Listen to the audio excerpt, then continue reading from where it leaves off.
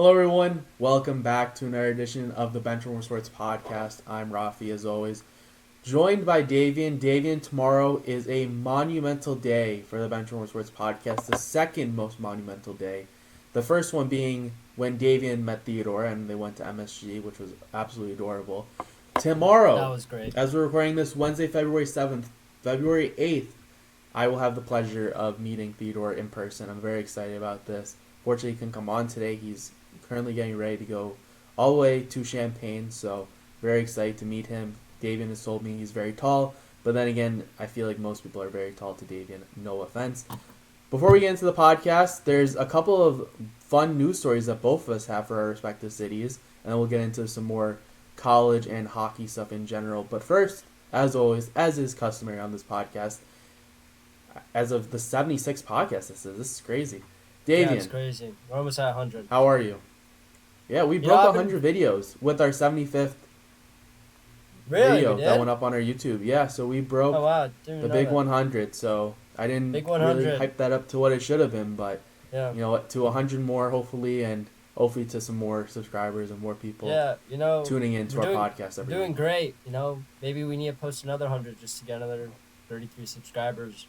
But hey, we're having fun. That's all that matters. But, I've been doing good. And I'm very excited because the World Cup is coming to my home state, the Garden New Jersey. State, the greatest state, the state of New Jersey. I couldn't have been more hyped about that. I was really kind of getting down and out about it. That like, oh man, it's going to Dallas, yeah, and it's gonna be terrible, whatnot. Jerry World gets another win, but it's coming to Jersey, and the moment the news came out, I was like, I gotta start saving money. My parents texted into our family group chat like, all right, we're going. So, I mean, World Cup final, here we go. U.S. in 2020. Will that be 2026? World Cup final. 2026. Yeah, absolutely. Yeah. I myself out. am very Early excited. prediction I here. I can't wait. I will certainly be going to some extent. I've already, once they find out the waitlist stuff, once I find those details, I'm definitely going to be hopping on that. I don't really have a preference. No offense. I prefer not to go to Mexico. I'd rather just go US or Canada. That's just a preferred preference. But anywhere within the US or Canada, I don't care. That is a full-blown trip that I'm willing to make. I'm willing to go essentially anywhere, all for it. I was expecting it to be in LA. I was a bit surprised that they decided No. to go to New York City just because I get it. It's like, okay, like, it's not the capital of the United States, but it's like the capital in the sense that It's the huge capital of the world. population. Exactly. It's the capital of the world. And the one thing that I'm a little upset about is that it's at MetLife Stadium, because if there was Why? any place to not. Because it. Don't. Sorry, Davian. With all due respect, MetLife Stadium is probably the worst stadium in the entire United States. It's just. Why? It's not It's a good. You've beautiful seen stadium. all the AC. We've seen all the ACL injuries. We've seen all the bad injuries before. I just personally Rafi, don't Rafi, want to 'cause you're see wrong- a 'cause really good Rafi, soccer player in the World Cup final, God 'cause- forbid, 'cause- get no. carted off because of a bad injury. Yeah, no, that's true. But Rafi, you also have to realize that for the World Cup, all of the stadiums that they're playing in are changing their field to grass, which is good. Oh, okay, so that changes things. But get this though, after the World Cup, the owners of the stadiums said they're going to transition back to turf. Now, explain to me this: if you could already have grass, if you already make the transition into grass, why would you go back? Like, it makes no sense. There was just a report that came out that 95% of players in the NFL through the NFL Players Union voted to want to have grass fields. Just listen to the players, Goodell. Look, the NFL's making tons of money now with streaming. They're going to make tons of money at this upcoming Super Bowl. The fan base is growing. The sport is growing nationally. It was just announced this week that the Eagles are going to be playing their first game of the season in Brazil.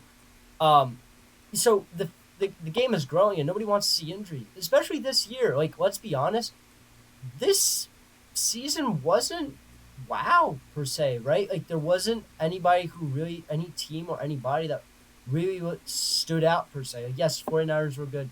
Yes, the Ravens were good. but like yes, the Chiefs and whatnot, like all those teams were good, but each team had to battle with injuries, and nobody wants to see that. And there's a simple fix of like there's one fix that you could do, and that is with just putting in grass fields. Either way, that's my take on that. Raffi, let me hear yours. But most importantly, Raffi, how have you been? Yeah, so first, to answer your first question, money, money. It costs more money to take care of the field, so money is kind of the big driver. And as you say, you're making all this money. Why not dish out a little bit more money to get a grass field and maintain that? In which I would respond with money. But that's kind of my take. Second off, I'm doing great. As I mentioned, meeting Theodore tomorrow. Very excited about that. And also, it's been a great week. As long as you're not a Coyotes fan. Sorry, you guys might be relocating, potentially, hypothetically. But aside from that, it's been a great, great past couple days for me. Personally, I thought the All-Star weekend was really great. Michael Bublé may or may not have been on a little bit of mushrooms, which was hilarious for him to say that in his press conference. But aside from that, NHL All-Star weekend I thought was a success. I loved Kucherov being the villain. It was great. Obviously, the big news, Chicago unfortunately not hosting a World Cup match. But you know what? The Winter Classic is coming to Chicago next year, and it's going to be at Wrigley Field, January 2nd, I believe, 2025.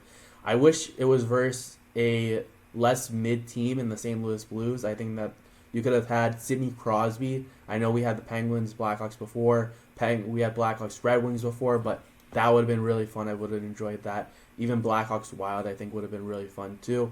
But anyways, I'm just happy the Winter Classic's coming back.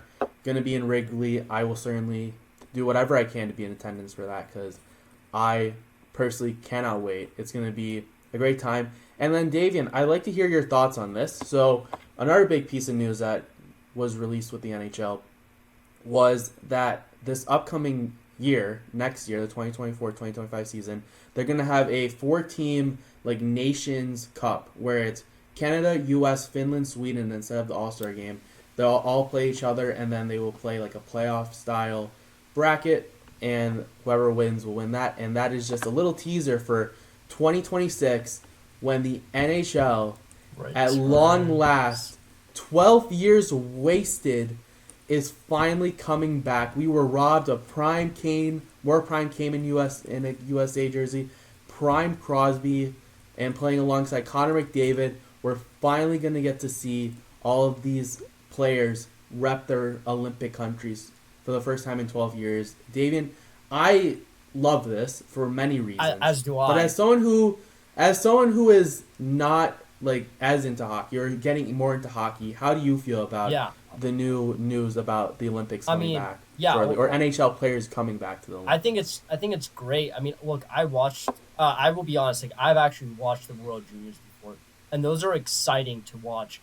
The next generation of talent, because you look at the World Juniors, a lot of those players, especially like on like like the teams that end up in the final, like in the championship game and whatnot, they end up going into the NHL, especially like the captain and whatnot teams.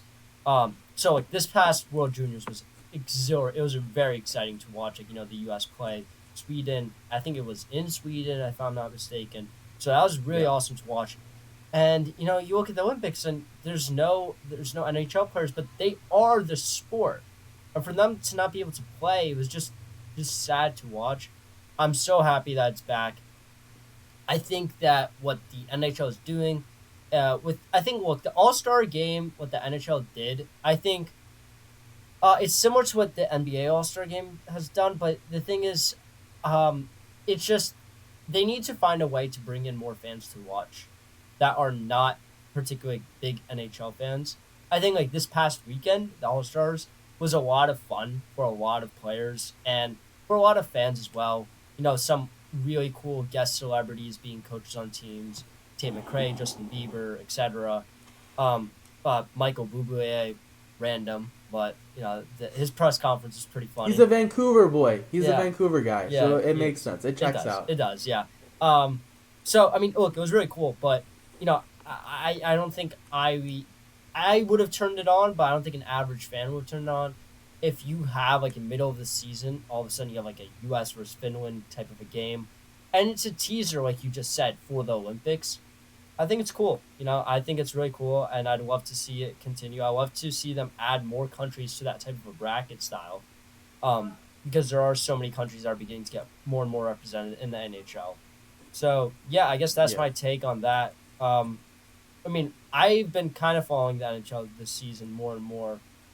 I feel like Raffi, there's a bit of I feel like that the Western Conference is a bit mid, like we were talking about before this this podcast. But I want to hear your take. What do you think? Do you think that this season has been helping the NHL grow, or do you think that the current playing style and the game has been in some ways stalling the growth, or kind of do you understand what I'm trying to say?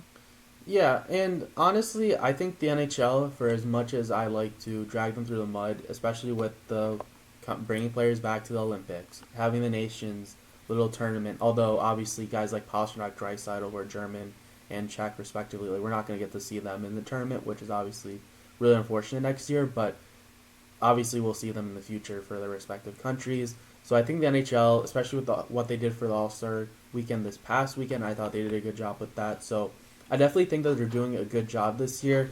In general, the NHL, it's as high scoring as it's been in a while. There's still Yeah, there's a a lot lot of of high players scoring scoring goals. goals. There's, I believe, I looked a couple days ago during the All Star weekend. I think there's currently 13 players who are likely to, if they keep their pace, get to or get over 100 points, which is pretty typical, if not a little better. Kucherov and McKinnon have both been amazing this year. I think they're both expected right now 125-ish, 130-point range. So obviously we had Connor McDavid last year, who was amazing, getting almost 130 or around 130. This year we're going to see Kucherov and McKinnon do that. Austin Matthews, could he potentially hit 70 goals, maybe even more goals? That's something that is entirely possible. And then you have on defense too, Cale Makar and Quinn Hughes right now fighting it out for the Norris. Both players not just gifted defensively, but also very gifted offensively as well. The Norris, as we know, is the very offensive defenseman type of award, which I've never been too thrilled about, but from just putting up points, both of them have been absolutely amazing this year. So for a what the product is, I think the NHL is as good as it's been and is continues to get better. And again, my cup of tea is always going to be more of a high paced, high energy NHL game than a MLB regular season game, which can certainly drag on, or an NBA game where it doesn't feel like it looks like there's a lot of action on one end, but there's not a lot of action on the defensive end. So for an all around perspective, I still would definitely watch hockey. But then again, I'm one of those sick people who watched the Blackhawks play the Sharks a couple weeks ago. So that should tell you where my priorities are right now. Yeah. I will comment on one thing. I actually want to hear your thoughts about this. The craze about Tate McRae. Now, Rafi, I feel like the craze around her is much different than the craze about Taylor Swift, really, in the NFL. Because I feel like, Taylor Swift is linked with the Kansas City Chiefs, and she looks like public enemy number one.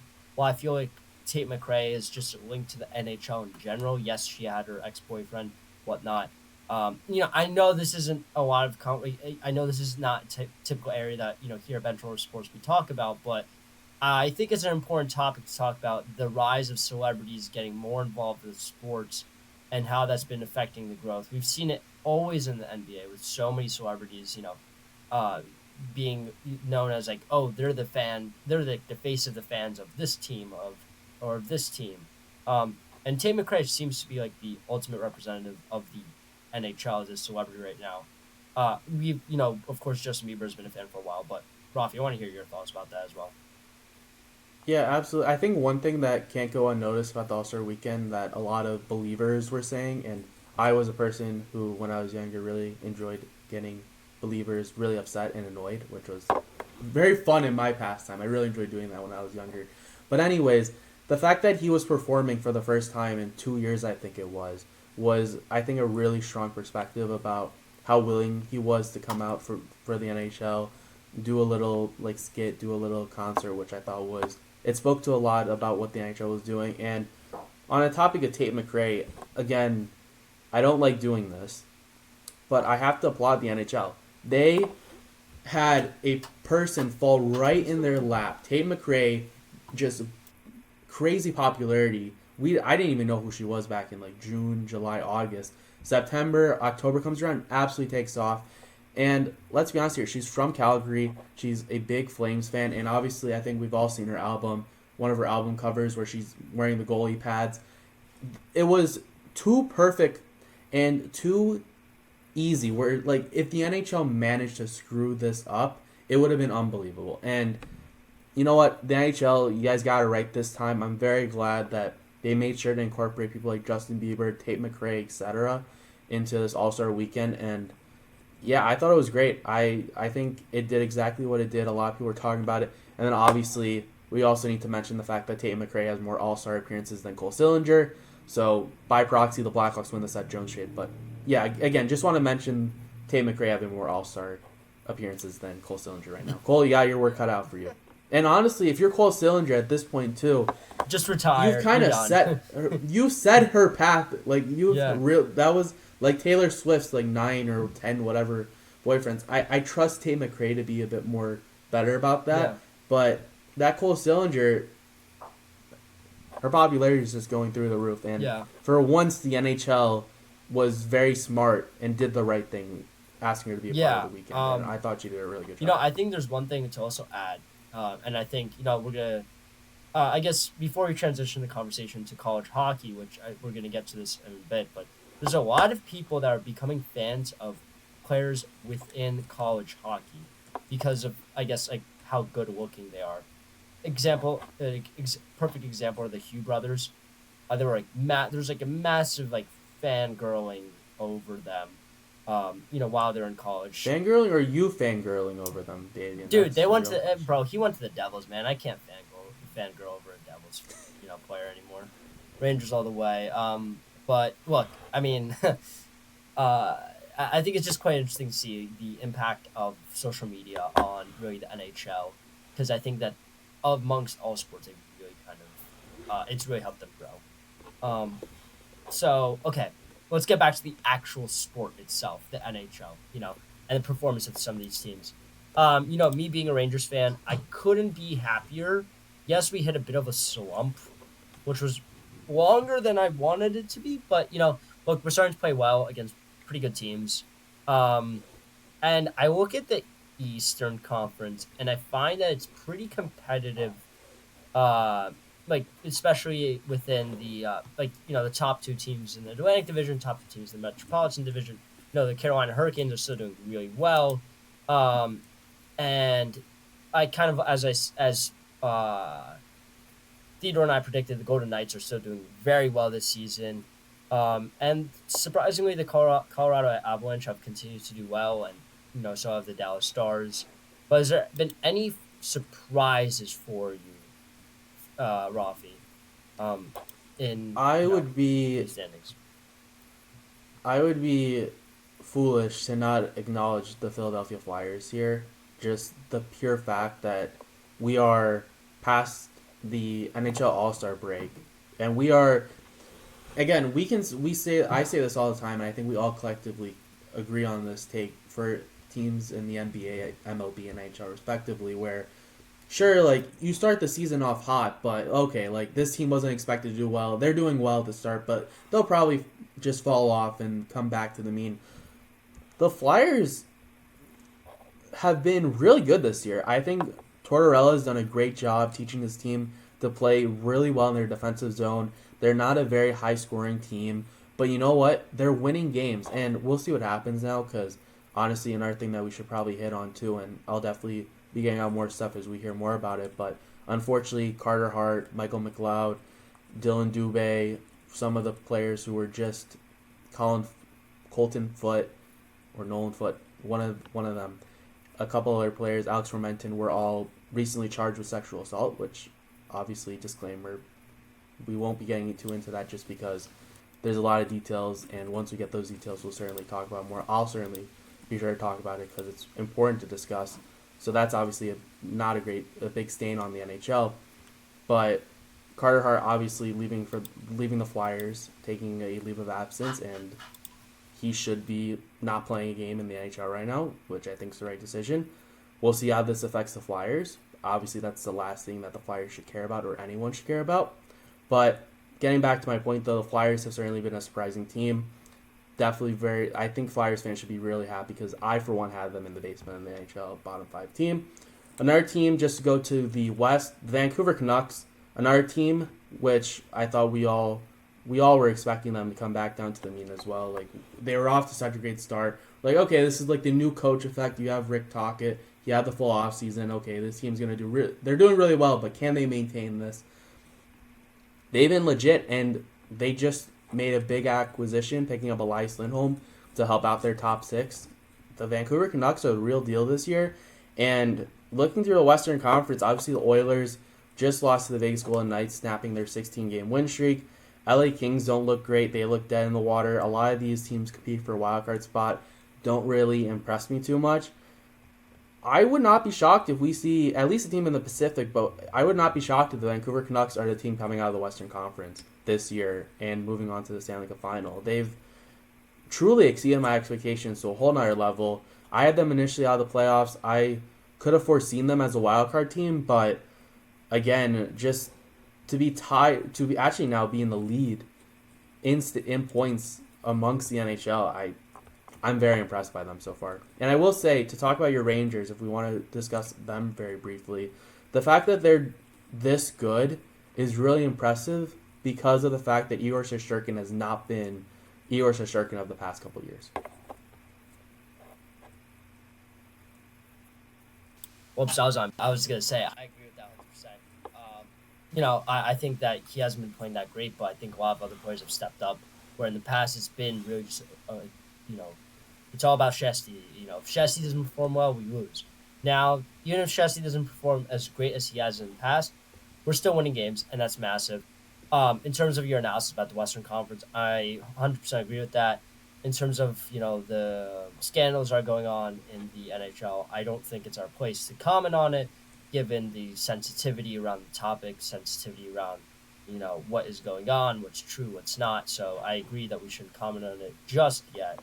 But let's look to and you kind of just mentioned, talking about the future of like what we're gonna see and who we're gonna see raise the real Stanley Cup this upcoming, April, May. But I have a question for you, Raffi. College hockey has been heating up. Recently, we just had the Bean Pot hockey tournament, which is nowadays is one of the most renowned hockey tournaments in college hockey. I believe Northeastern came out as winners, if I'm not mistaken. And I just wanted to hear your thoughts, Raffi. Did you watch any of the games? Were you surprised by any of them? Let's hear it. Yeah, I unfortunately was not watching any of the games, but it's certainly something, as many things are, such as going to a World Cup match, going to the Winter Classic next year, that are all on my bucket list of things I'd like to do at some point. Going to MSG, seeing you and Theodore going to a game all together at MSG, I feel like would also be really fun. I had Rangers, Big East tournament, etc. But obviously, I kept my tabs on it. Obviously, as a Blackhawks fan right now, sitting at the bottom as a 32nd team in the standings, Macklin Celebrini of Boston University is the projected first overall pick.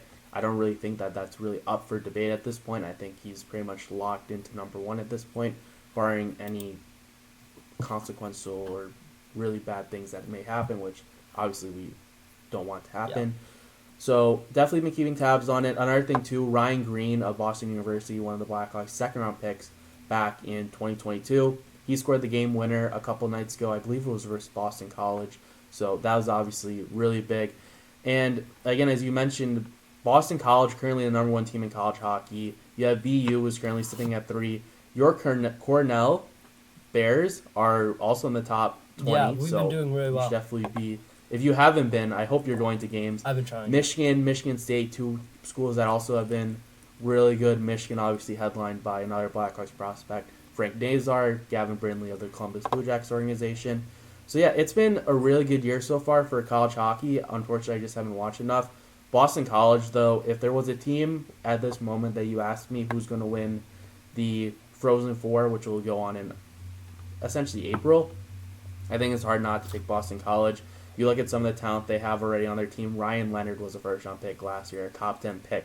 Gabe Perreault was the guy who could have gone top 10 potentially, but I think he fell to 25 to the New York Rangers. You have Adam Tetian, who is an Armenian, got to represent, picked, I believe, in the third round this past year. And then you have Will Smith, who was the fourth overall pick. So Boston College, if there's a team to beat this year, and Cutter Gauthier, sorry, completely forgot about Gauthier too. Flyers pick a couple years ago, recently traded to the Anaheim Ducks, which is a whole nother thing Yeah, it was wild. to discuss for another day. But if there's a team for me to pick that's going to wind up winning the Frozen Four this year, it's going to be Boston College, because that team's just been it's just an absolute wagon. And you don't really see that from teams full of 18, 19-year-olds. Most teams, like last year was Quinnipiac, and they don't have any players who you would say, oh, this is a player who is an NHL prospect. This is a player who could play in the NHL. But they have 22, 23-year-old players, and these guys obviously they're bigger, they're more experienced versus 18-year-olds. So this might be the first time that we see a really young team win the Frozen Four in Boston College. Yeah, I mean, I'm gonna slightly disagree with that take. I'm gonna say Cornell's gonna, go all the way. I will say Cornell has been on a 9-game. I think it's a 9-game win streak now. I think that whether Boston College, I would like to see Boston College first win the Bean Pot before I really make any predictions on them. They are not even. I don't believe they're competing yet. They lost to Harvard, I believe, if I'm not mistaken. No, they lost to Boston University in the semifinals. So Right, that was 4-3. That was 4-3. So they'll be going up against Harvard, which is a very good team, which Cornell beat the other day. So Harvard beats Boston College by transitive property. Cornell's better than Boston College. Love it. I love that kind of sports take. But, as much as Cornell is a hockey school, Cornell is becoming a basketball school, my friend. Because we beat number 1 ranked in the Ivy League, Princeton, meaning that now Cornell basketball is number 1 ranked in the Ivy League. And that is huge, because if you get the number 1 seed, you get to play, not that great of a team. You get to see whether, who's going to eliminate who between Princeton and Yale. And then you face off with the final one against in the Ivy League tournament, which is being played in Columbia, which is weird. But I think Cornell basketball might be dancing this upcoming March. And speaking of dancing in March, it's been a pretty interesting season in college basketball with the Big Ten. I mean, you see Purdue always dominating, Houston's dominating. You see these teams that you're not surprised are doing well. But I do have to say there's nobody that I've been watching in college basketball so far that's really stood out to me as a number 1 prospect in really the NBA. But March Madness is always exciting, and I know, Raffi, you said you were going to start up your bracketology soon, so I was wondering, have you began following college basketball more? And since it is already February 7th, we are about a month-ish away before the start of March Madness. So, let me hear your take, Raffi. Yeah, I have to get started on the bracketology. I haven't had the chance to yet, but I've definitely been starting to watch some more college basketball. This year has been a very interesting year. We've seen a lot of teams, top 10 teams and ranked teams, go into hostile territory and lose a lot of games at a rate that we haven't seen before. And I've talked about this on a podcast a couple weeks ago. And that could set us up for a lot of upsets going into this year's March Madness, more than normal, with a lot of these games being neutral site games. I will say, though, I do think this year, for at least the Power 5 plus the Big East, as I like to normally dub college basketball, I feel like you can make a good argument that at least 4 of these conferences are kind of wrapped up already. I think UConn is likely going to win the Big East by a couple games. Obviously, you have Marquette, but still, I think UConn is just far and ahead the best team in the Big East. They'll win by a couple games the Big East regular season, or share of the Big East championship. Purdue, as I like to call them, but Purdue, they've been doing, no pun intended, Purdue very well this year. I expect them to win the Big Ten by a couple games. Hopefully, I can go out and see them play Illinois, I believe, in early March. So that'll be a fun game if I get to go there. North Carolina just recently lost to Clemson in overtime Actually, it was last night as we record this podcast. So I don't think that's really going to hurt North Carolina. Duke's a good team, but after watching them play North Carolina, I think that that's really all they are. North Carolina, I expect to just take care of the ACC. And then you move down a little bit. Pac-12, I also think is pretty much Arizona's to lose. I think Arizona is by far the best team in the Pac-12 as well. Maybe they win the Big 12 as well, Davian. Who knows? Maybe they just might screw around and wind up pulling off both those conferences as you would as. But yeah, and just to cap off my thoughts, I think we have some definitive teams competing for a 1 seed, and who I really like this year: UConn, Purdue, North Carolina, Kansas, and Houston. But after that, there's a lot of teams that I think are good teams or solid teams and might go on a deep run, but I don't think any of them really scream out to me like, this team, watch out, they might go on a deep run. And that might just be that I haven't looked into too many statistics and analytics yet. But in my personal opinion, I think it's a clear top 5 in my mind, and it's kind of the rest of the field after that. Yeah, I agree with that. I think that no, I think you're 100% right about that, and I don't think there's much to add on. Raffi, as we are about to close up this show, I do want to hear, in the past week, has your Super Bowl prediction changed, or are you still sticking with the Chiefs? No, I'm not changing my Super Bowl prediction. Why would I? No, I'm not going to change it. Unless there was a big injury, I'm sticking to my guts. Chiefs over Niners. I picked it at the start of the year. Just saying, I went away from that take, and it costed me because I looked very foolish having the Cowboys go to the Super Bowl. So I'm sticking with my guns. Chiefs, Niners. I have a Niners hat right next to me. I'm sorry, but I'm going with the Chiefs here. And 1 second, I'm so sorry, but before we get your take and wrap up the show, I need to mention this. Gonzaga is currently a bubble team. Yeah. Gonzaga's a bubble team. That is not. It's crazy. I would never have. I get Mark Few retired, but they're a bubble team. That is mind blowing. It's. I was just looking at one of my favorite bracketologies on CBS, Jerry Palm's bracketology, and I'm like, okay, let's see where Gonzaga is. Let's see, because I knew they weren't as good as they've normally been. Bubble team. I never thought I'd see the day, to be honest. I really never thought I'd see the day. And Nebraska, too. Shout out to Nebraska and South Carolina for finally doing well this year. Nebraska actually had an overtime game versus Illinois this past Sunday. Unfortunately, wasn't able to make it, but looked like a great game. But Davian, are you going to be pulling out of your prediction of the Niners and joining Theodore and I and causing a college football playoff or a college football game day panel where we all have one team and that other team's going to wind up winning? Let me think about that. Don't be a wuss. Stick to your guns. Look, what I will say is that Patrick Mahomes is going to lose this Super Bowl. Like the little Mahomes out there? And it's going to be Brock Purdy lifting up the Lombardi Trophy because of the spirits of Anna Frey supporting him. Simple as that. Look, I think this 49ers team is just, again, all-around great team. Chiefs, they've had locker room issues with Kadarius Toney. They've had injuries on defense. Look, take Chiefs money line all you want. I'm banking on 49ers money line. We do not support gambling here on the Benchwarmer Sports podcast, though. That is just an analogy referencing who I think will be winning. Yes. Bet. Absolutely. And, again, just to close as well, all the stuff about Taylor Swift the past couple of days has kind of made me want the Niners to win.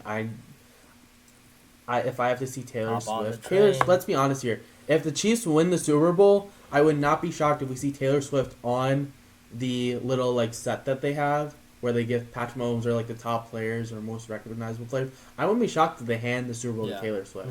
And it will be so obnoxious. Yeah.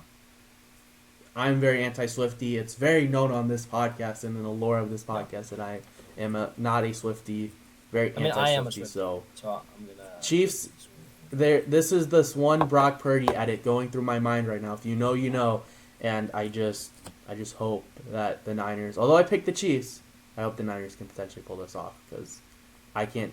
If Taylor Swift is going to make this all about her, and I don't want to even hear that at all. But that'll do it for this edition of the Benchwarmer Sports podcast. We hope you enjoyed this podcast. Also, if you're Taylor Swift as well, you could have listened to this on your drive to another town rather than flying 50 minutes to whatever city you're going to. But that's another anti-Swiftie propaganda push by me.